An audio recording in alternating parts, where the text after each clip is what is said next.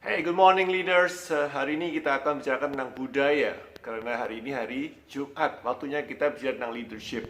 Di salah satu sisi leadership yang paling menyedot atau menyerap pembicaraan banyak kasus di dalam sesi-sesi kami ketika kami mendampingi coaching, training dan segala macam adalah pembentukan budaya. Ya, apa itu budaya? Budaya adalah kebiasaan dilakukan secara berjamaah. Nah, kalau ada paham bahwa budaya itu penting, tapi sulit sekali untuk menerapkan, sulit sekali untuk merubah budaya yang salah menjadi budaya yang baru, berarti video ini untuk Anda. Tonton sampai habis. Welcome to my channel, my friend. Kita akan bicarakan tentang bagaimana cara budaya dibentuk dan benar-benar bisa. Bukan teori, bukan cuma jargon, apalagi dengan cara memotivasi dan ceramah ke anak buah Anda. Ya, saya akan sharingkan 6 langkah praktis bagaimana Anda bisa melakukan. Dan saya minta Anda segera melakukan setelah vlog ini sehingga Anda pun punya budaya yang baik di perusahaan. Mari kita mulai.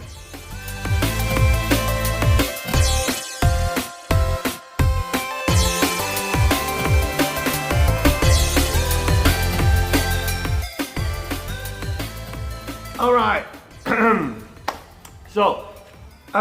Kesalahpahaman budaya ini, thank you. Ya, kesalahpahaman budaya ini sebetulnya dari awal karena kita terlalu sering menggunakan jargon. Ya, misalkan kita ingin memiliki budaya di perusahaan yang out of the box atau berpikir kreatif misalkan, ya. Atau kita ingin memiliki budaya yang saling membantu atau budaya yang tepo seliro. Ini semua adalah konteks budaya yang bagus, tapi itu adalah teori yang bagus dikatakan. Tapi Anda tidak bisa memerintahkan. Anda tidak bisa memotivasi orang untuk memiliki budaya saling membantu. Anda tidak bisa membuat orang menjadi kreatif hanya dengan ceramah dan morning briefing misalkan. Anda sulit sekali membuat anak buah Anda untuk memiliki rasa memiliki dengan cara sekedar untuk memberikan motivasi. Ini semuanya tidak bisa dilakukan. So, bagaimana cara melakukannya? Yang pertama, ada 6 langkah Anda bisa lakukan. Yang pertama adalah Anda mesti tahu bahwa setiap budaya dimulai dengan namanya kondisi. Ya, jadi perubahan budaya, jika ada budayanya udah bagus berarti jangan dirubah ya. Ini kasus di mana banyak perusahaan komplain atau sharing ke saya bahwa budayanya sudah rusak, budayanya salah, tidak bisa mengikuti perkembangan zaman. Maka nomor satu adalah kondisi. Anda harus sharingkan kepada mereka kondisi yang Anda tidak puas seperti apa, bukan budayanya. Ya, sekali lagi, Anda mesti sharingkan kondisi yang nggak puas, kemudian Anda sharingkan kondisi yang Anda inginkan.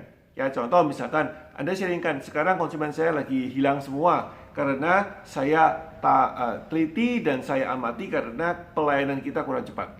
Karena kita memberikan pelayanan yang buruk. Contoh seperti A, B, C, D, E. Pelayanan buruk itu seperti apa? Begitu ya. Tidak tepat waktu pengiriman, tidak mendapatkan nota, tidak menuliskan nota dengan salah misalkan ya. Kemudian packagingnya rusak ketika dikirim makanannya basi dan segala macam. Jadi ini adalah sebuah kondisi yang Anda ingin bentuk. Kondisi ini Anda ingin bentuk, Anda ingin hilangkan, dan Anda ingin bentuk ke kondisi yang Anda inginkan. Misalkan kebalikannya dari apa yang Anda tidak inginkan, apa yang Anda inginkan. Anda ingin konsumen puas, Anda kepingin makanan dikirim itu fresh, Anda kepingin mendapatkan A, B, C, D, F, G. Ini adalah sebuah tahap pertama yang kita bilang namanya presenting, tidak nyaman ya, mempresentasikan sesuatu yang you don't like it. Oke? As a leader, your job number one untuk membentuk budaya adalah bukan sharing tentang budayanya, tapi sharing tentang kondisi yang Anda nggak inginkan. Itu yang pertama. You do this. Dan, congratulations. Sekarang masuk tahap kedua. Tahap kedua ini yang paling sulit. Karena Anda sendiri yang saya jamin ketika mendengarkan ini langsung mengkeret gitu ya. Anda langsung berpikir, waduh kalau gitu bahaya. Tahap kedua ini yang saya bilang sebagai namanya prioritizing atau memberikan prioritas kepada budaya baru untuk lahir. Sama dengan semua sesuatu yang lahir di dunia ini seperti saya, Anda manusia lahir, kita tidak bisa tidak diprioritaskan. Ya, semua yang menghambat kelahiran budaya itu harus disisihkan. Artinya apa? Kalau Anda bicara tentang kecepatan pengiriman, maka ketika Anda bilang bahwa apapun juga yang penting cepat, maka prioritas kecepatan itu di atas hukum, di atas SOP, di atas aturan main yang berlaku pada saat itu. Nah, kan misalkan gini, anak buah Anda yang mungkin yang berani ngomong gini ya, Pak, kalau Bapak bilang yang penting kecepatan, berarti saya kirim barang pakai mobil Bapak karena truknya itu tidak siap. Boleh nggak Pak? Anda nggak bisa bilang nggak boleh. Wah, sorry ya, mobil saya jangan dipakai untuk kirim barang, dia rusak. Nah, ini berarti Anda tidak lagi memprioritaskan kelahiran budaya baru. Anda bisa paham ya, kekuatan daripada budaya baru itu, kelahiran dari budaya baru itu ada kalau Anda memprioritaskan dan kemudian menaruh di atas segala aturan yang Anda buat sebelumnya atau sebelum budaya itu lahir. Bisa ngerti poin saya? Kalau Anda bilang yang penting konsumen happy, terus dia bilang oke, kalau gitu saya kasih bonus ya Pak, saya kasih hadiah tambahan barang ABC. Anda tidak bisa bilang nggak boleh, Anda harus membiarkan mereka. So the point adalah kan mereka bilang sama saya, coach, berarti kan konsumen saya, ada buat saya bisa membuat saya bangkrut. Itu kenapa ketika Anda ingin membentuk budaya baru, Anda harus percaya dulu dengan tim Anda. This is the problem guys ya. Kalau banyak orang pengusaha itu menciptakan tentang budaya, mereka memotivasi anak buah, tapi dalam hati kecil mereka, they do not trust their team, it will not work. Ketika mereka nggak percaya tim mereka, itu nggak akan jalan.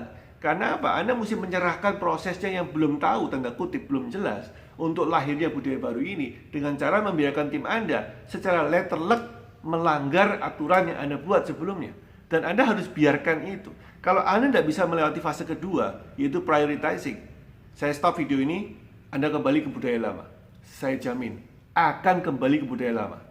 Oke, sekarang tahap kedua. Ini paling sulit ya, dan saya bantu banyak perusahaan untuk melihat tahap kedua ini dengan tanda kutip berdarah-darah. Ya, bukan berdarah-darah cuma sekedar karena peraturannya kacau, tapi juga karena hatinya pengusaha itu, hatinya pemimpin itu dak-dikduk gitu ya. Waduh, cemot-cemot gitu ya. Sama dengan menunggu kelahiran anak gitu ya. Sama ya.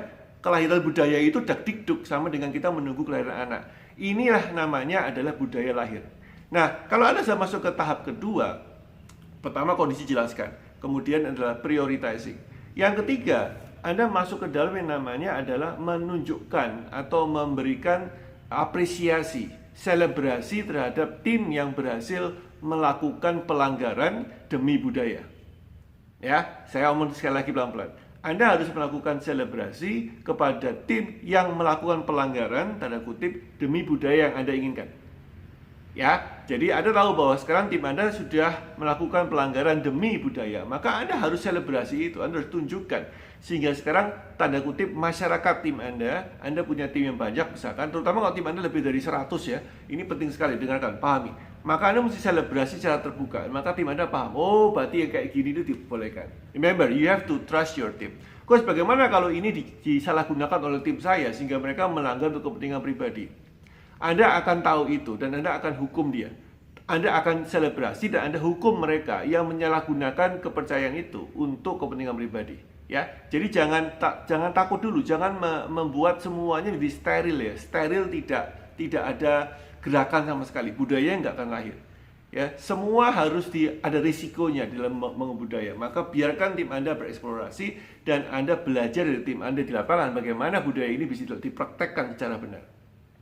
Oh ya, fokus ke satu budaya dulu ya. Kalau Anda tidak mau bingung, Anda fokus ke satu budaya dulu, kemudian kita move ke budaya lain setelah satu berhasil.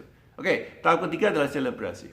Ya, kemudian Anda tahu bahwa yang keempat adalah waktunya Anda untuk memperlebar, waktunya Anda untuk kampanye. Nah, kampanyenya jangan ceramah lagi ya, jangan pakai ceramah motivasi, tapi Anda sebagai pemimpin mendemonstrasikan keliling. Jadi Anda bilang sama grup finance, oh begini caranya untuk melakukan percepatan sama dengan grup pengiriman misalkan. Divisi marketing Anda demonstrasikan, begini caranya. Jadi Anda akan menjadi bagian agent of change sebagai pemimpin. Anda akan mulai mendemonstrasikan bagaimana caranya budaya itu dipraktekkan secara real di masing-masing divisi. Alright, so kita masuk tahap keempat, dan kemudian tahap kelima adalah mulai kita settle down, yaitu kita membuat aturan main baru sehingga mereka merasa aman dan ada justifikasinya. Ya, jadi kita masuk ke dalam aturan main baru, kita secara legal mengatakan aturan yang lama tidak lagi berlaku. Anda hapus aturan yang lama, Anda ganti dengan aturan yang baru supaya mereka merasa aman. Dan yang keenam adalah Anda melakukan simbolisasi. Ya, itu yang final terakhir, simbolisasi itu berarti bisa berubah dengan SOP baru, kemudian ada aturan tertulis baru, ada selebaran dari Anda, dari presiden direktur, ke ada tanda tangan, ya, ada semua, ada selebrasi yang sifatnya simbolisasi. Kemudian bisa juga ada satu perusahaan yang membuat sebuah yel-yel baru, membuat sebuah jargon baru. It's okay, it's part of the game. Ya, setelah tahap ke-6 ini selesai, maka Anda masuk ke namanya konsistensi dalam budaya itu. Baru kita akan mulai melihat apakah mereka bisa konsisten. Akan kita tentukan punishment and reward. Saya sudah pernah bahas ini sebelumnya. Ya, the point adalah ada 6 tahap untuk membuat budaya sehingga Anda bisa paham. Mulai dari kondisi Anda tidak puas, kemudian prioritas, kemudian Anda melakukan Anda melakukan selebrasi kepada mereka, showing selebrasi kepada mereka, demonstrasi ke tim yang lain yang belum paham, yang belum melakukan atau belum mau atau yang masih takut ya, supaya Anda tahu bahwa mereka tahu bahwa Anda siap untuk mendemonstrasikan. Dan yang kelima, Anda membuat aturan main yang baru supaya aman. Dan yang keenam, Anda melakukan simbolisasi. Bisa yel-yel, bisa kasih tagline baru, bisa bikin headline baru di kantor, bisa kasih dipajang foto baru di kantor dengan tulisan Anda, apapun juga.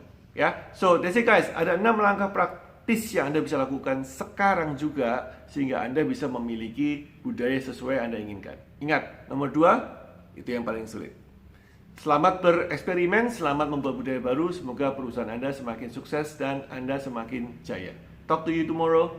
Stay safe, stay healthy. Bye-bye.